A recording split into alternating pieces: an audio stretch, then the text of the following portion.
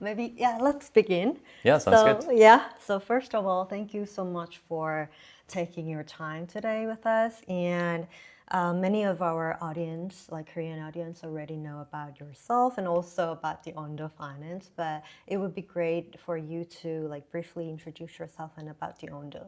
Sure.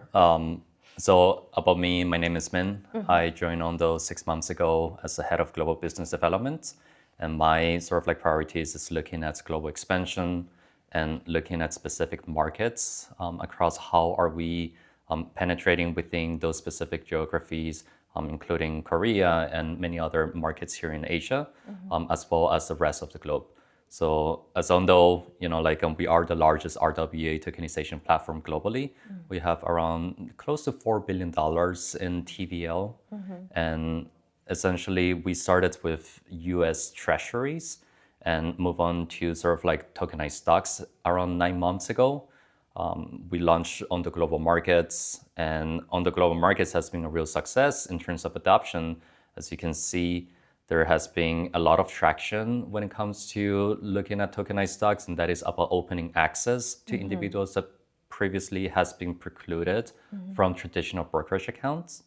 And now they're able to access that in a permissionless format. We have scaled that platform to over $1 billion in TVL within the last 9 months, 8 months. It took us to reach that target.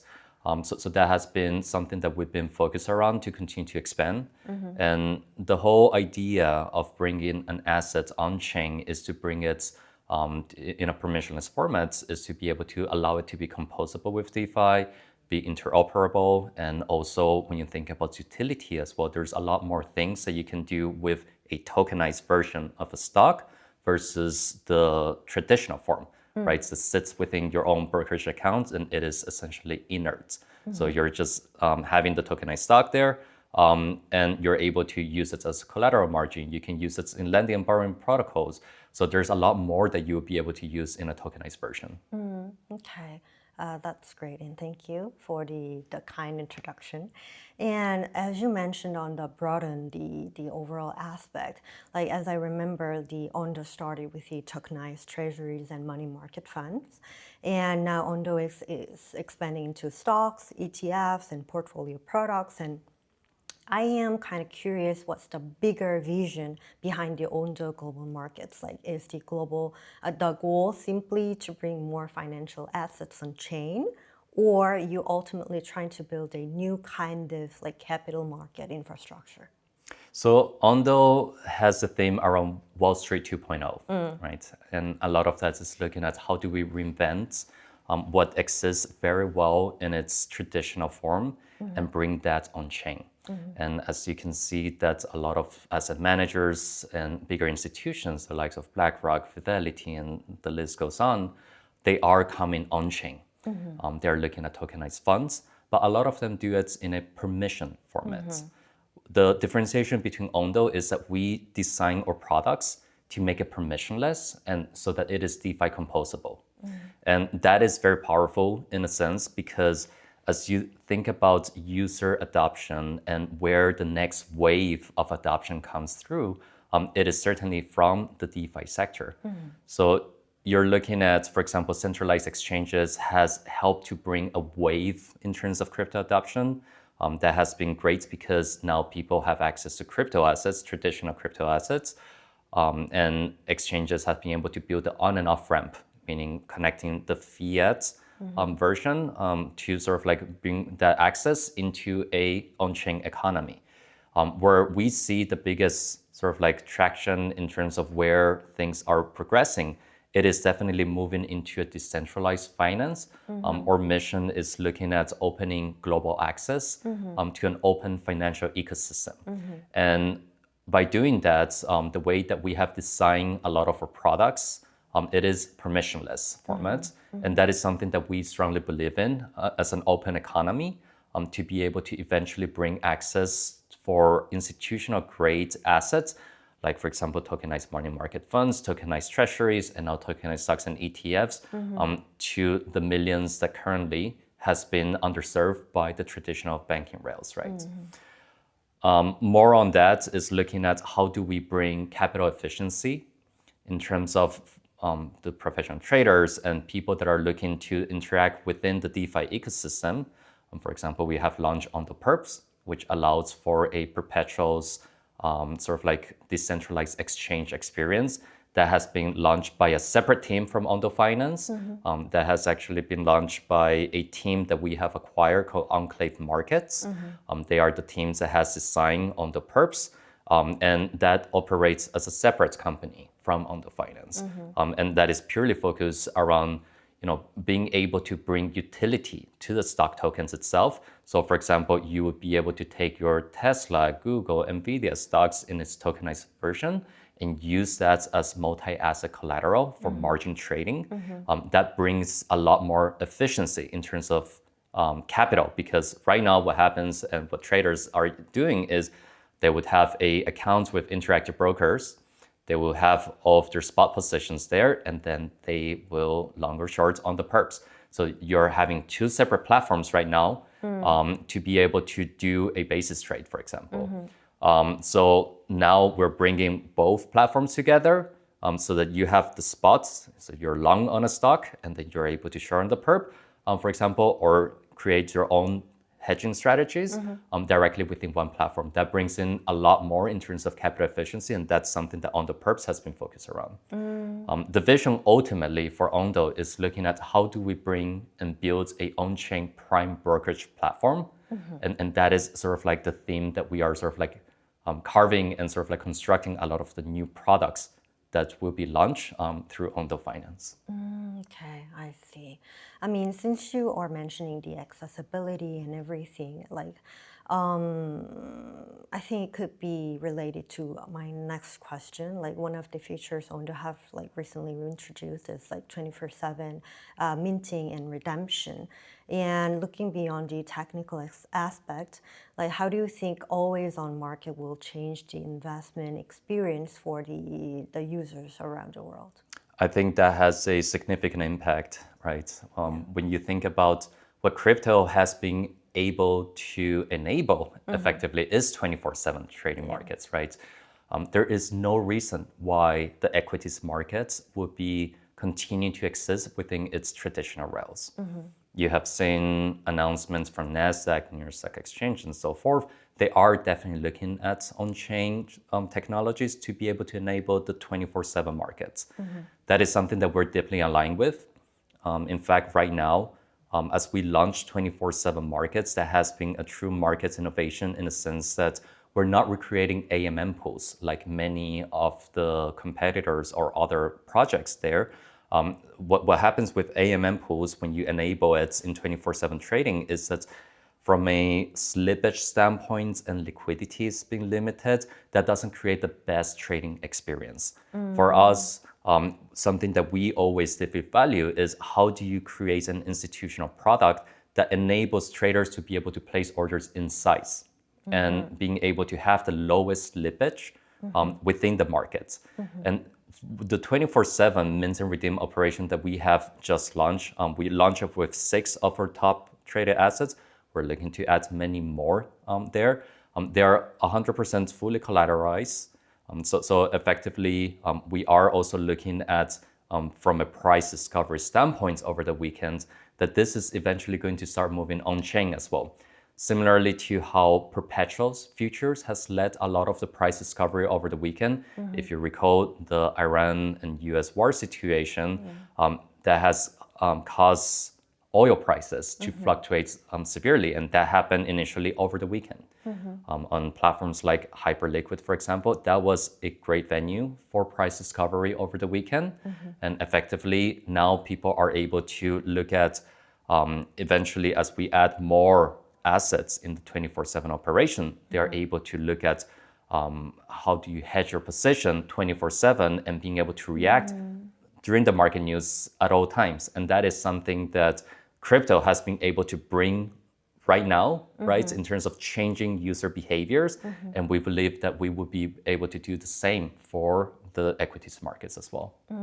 So maybe you can understand, like, you guys are bringing more freedom to the actual traders. That is correct. I think a lot of the mission here within crypto has been freedom of finance and freedom of doing like using your assets however you want, wherever you want, and that is very much the same ethos in which we have been building those products. Okay, that's great. And like many people still see that tokenized stock as like simply putting traditional assets on blockchain. But I think there could be more of that. And I mean, as you mentioned, like there could be a lot different functions and everything that they could use. So like from Ondo's perspective, what do you think will actually make tokenized equities meaningfully different from the traditional investing over the long term?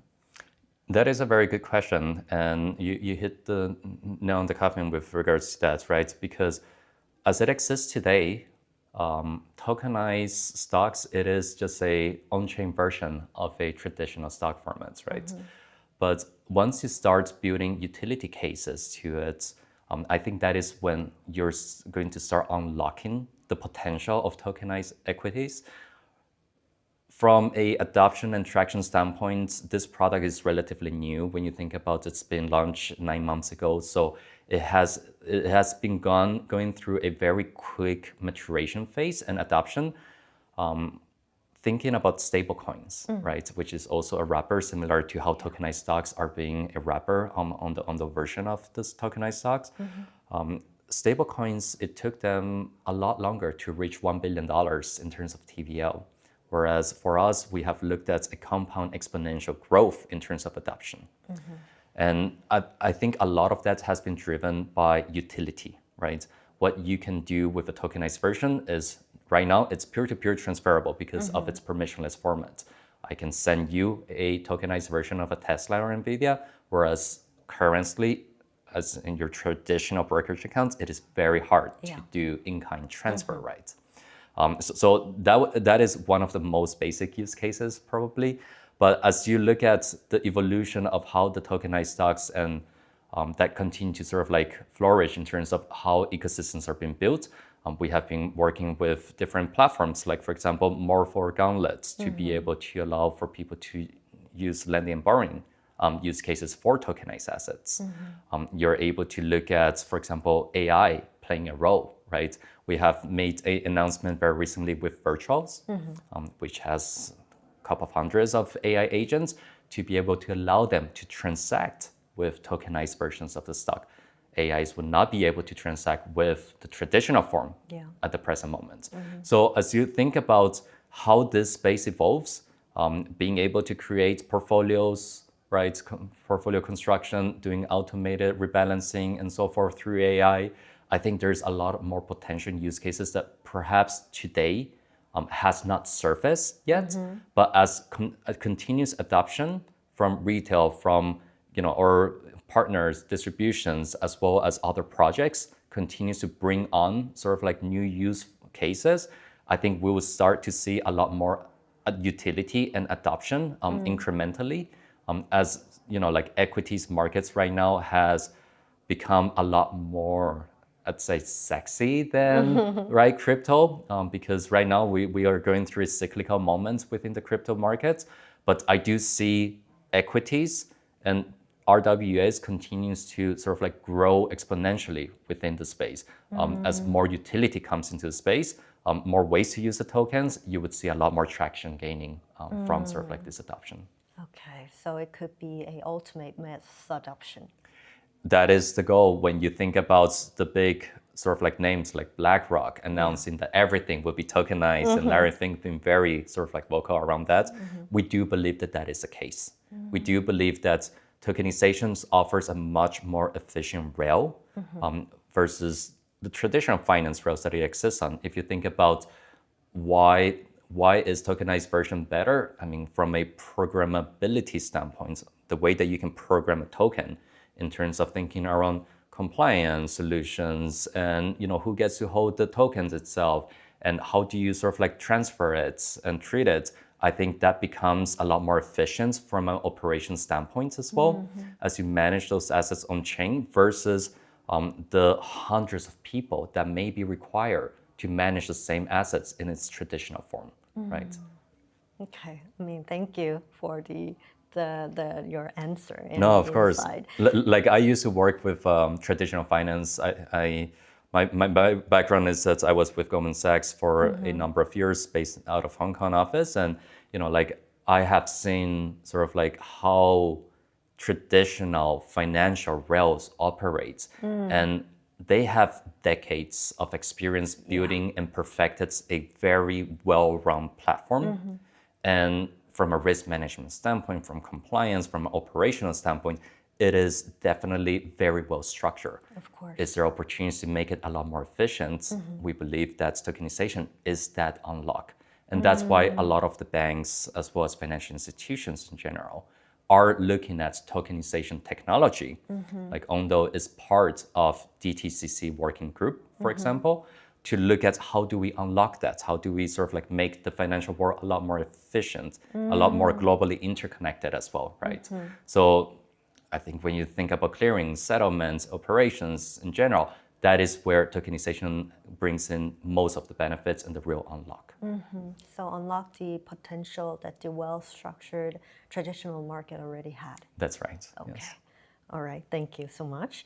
And move on to the next question. I think it's also related to your previous answer of the institutional markets and everything, because I think Ondo is very friendly with the institutions in my personal aspect. And institutional investors have, I think they have very different expectations when it comes to the market infrastructure or compliance. Since you mentioned it's already well structured. So as what Ondo expands its ecosystem with the initiatives like Ondo Chain and partnerships such as like Broadridge, what do you think are the key building blocks needed for the tokenized capital markets to reach the institutional scale? Our partnership with institutions has been focused around creating products in general.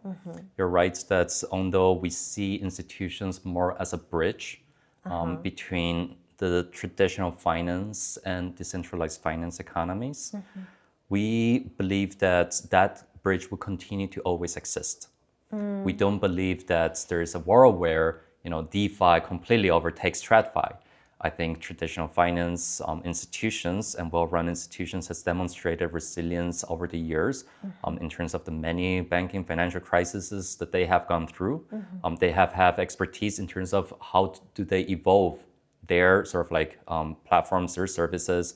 And definitely when you think about on-chain, a lot of those are moving on-chain as well. They are testing, trialing out new sort of like tokenized money market funds.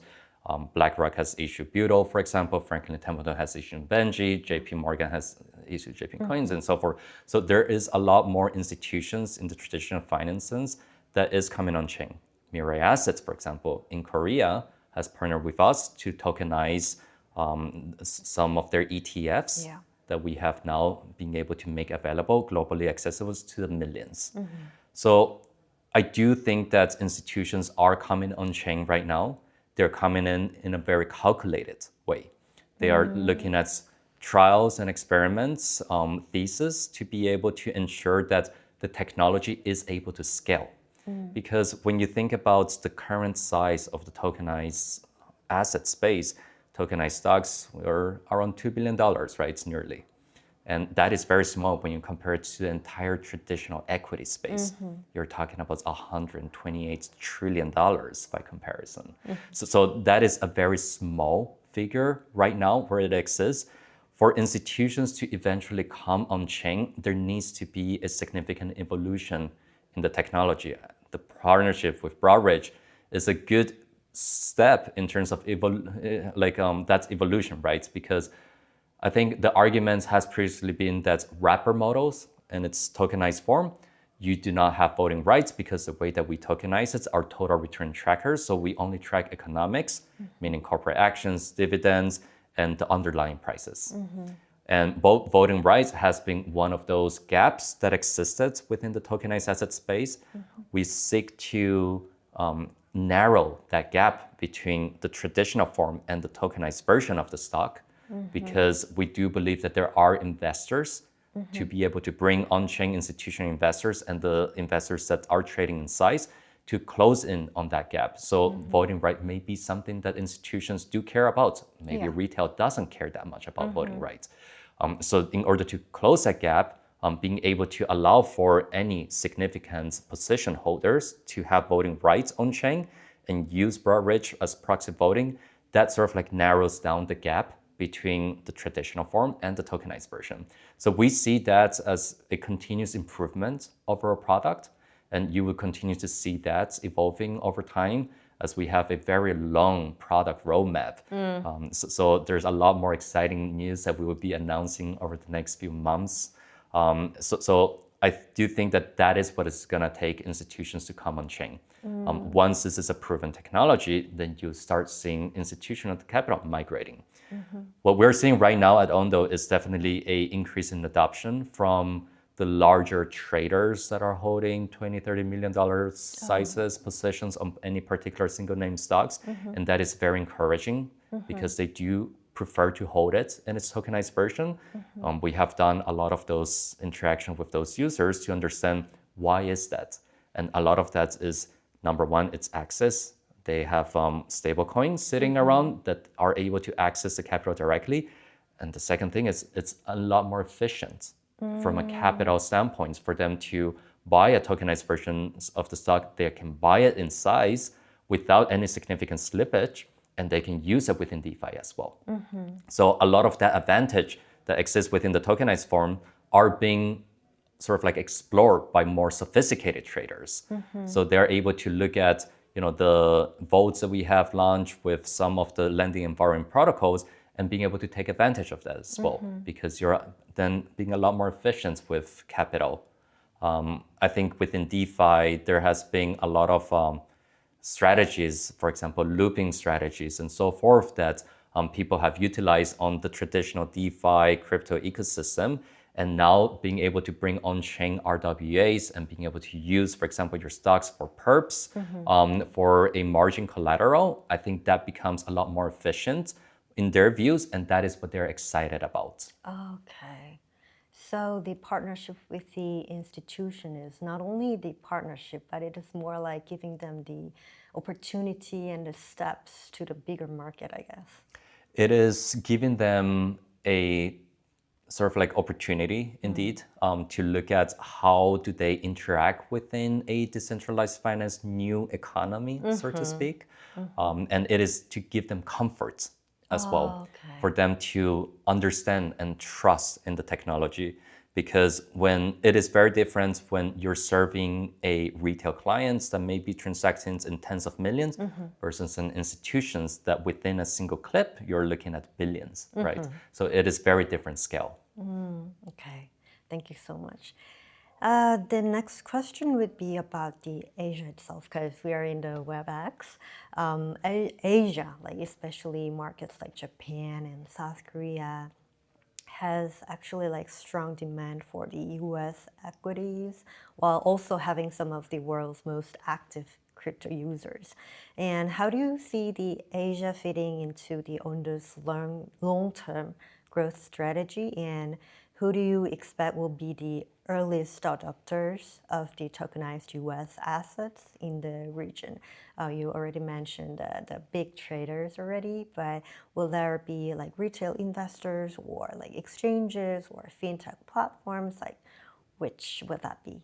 Yes, Asia, it's a significantly important market for us, where we see a lot of the traction and adoption is coming from the Asian markets. And when you think about access and being able to open up access to individual investors and retail in particular that has not had the opportunity to open brokerage accounts in its traditional form, I think that's where we're seeing a lot of traction and growth.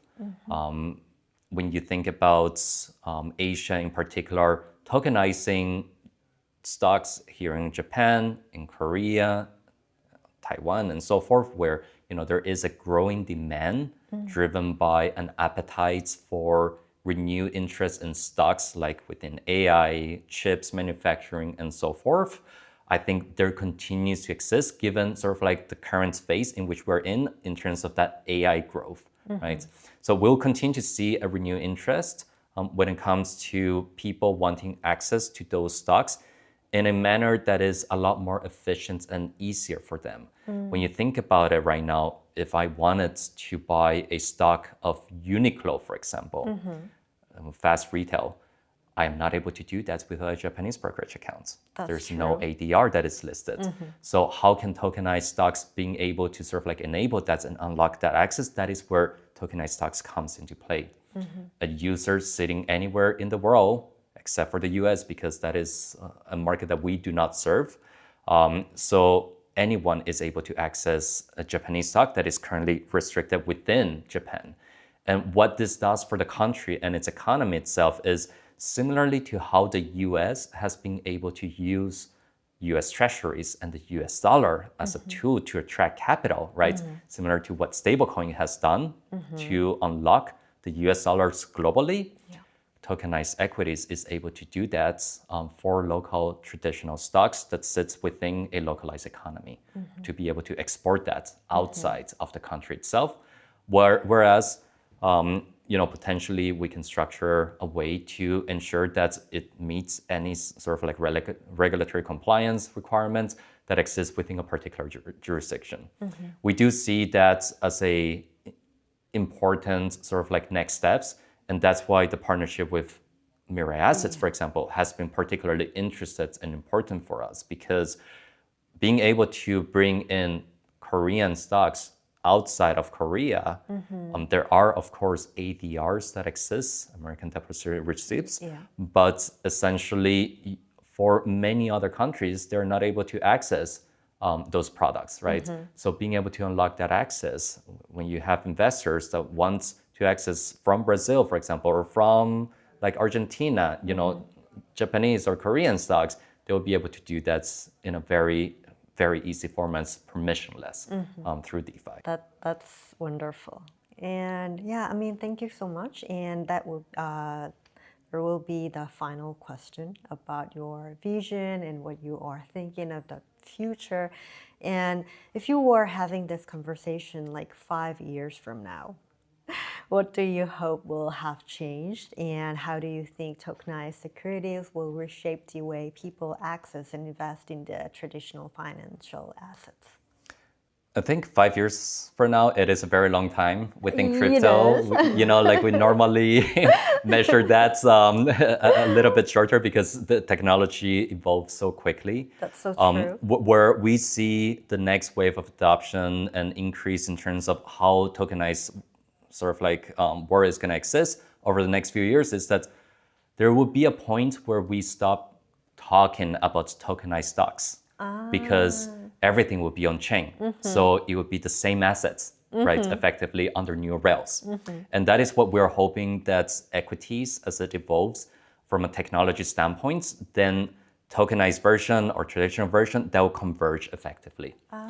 We do see that at some point, as more sort of like institutions and global economies moves on chain, and obviously us being here in WebEx and looking at the participants and the amount of interest within this Web3 sector, it's been very impressive to see over the years how WebEx has increased in terms of its adoption and participants as well. And we do see that a world where it's abstracted fully. Like you're talking about stocks in the same way as a tokenized stocks and traditional stocks, because both would be on chain and everything will converge at some point. That is where we see from a vision standpoint that we're going to get there at some point. That is our ambition within the crypto industry, so that we have abstraction in terms of terminology, that we're not talking about the tokenized world versus TradFi. There's no DeFi versus TradFi, right? At some point, we do see that converging a lot more. And certainly that has happened. And when you look at fiat rails and how stablecoin has been able to bring in terms of efficiency around cross-border transfers, settlements, right? And being able to lower effectively the cost for people to be able to utilize and transfer money. We do see that for equities as well, in a more global setting, for people to be able to access equities from around the globe in a permissionless format and being able to use that within DeFi and be a lot more efficient within their sort of like capital constraints, right, that exist today. Okay.